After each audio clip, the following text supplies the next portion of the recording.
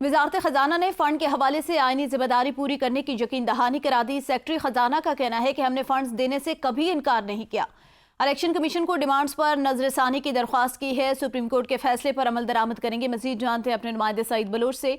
जी Saeed Bloch, update कीजिएगा। Election commission ने वजारत खजाना को फंड्स की फराहमी की हिदायत जारी कर दी हैं।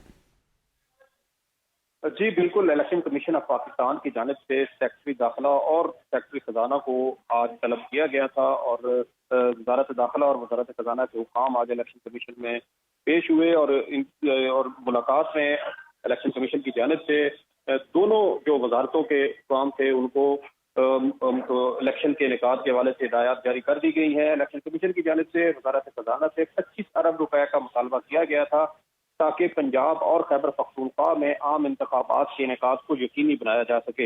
इसी हवाले से आज जब वजारत खजाना के सेक्रेटरी मुलाकात के बाद जब बाहर निकले तो गैर रस्मी गुफ्तगू करते हुए उनका ये कहना था कि हमने इलेक्शन कमीशन से फंड्स की फराहमी के हवाले से नजरसानी का कहा है। सुप्रीम कोर्ट के फैसले पर मुकम्मल तौर पर अमल दरामद करेंगे। ये एक आईनी जिम्मेदारी है जिसको वजारत खजाना पूरा करेगी। इसके अलावा उनका ये भी कहना था कि कभी फंड्स की फराहमी से इनकार नहीं किया।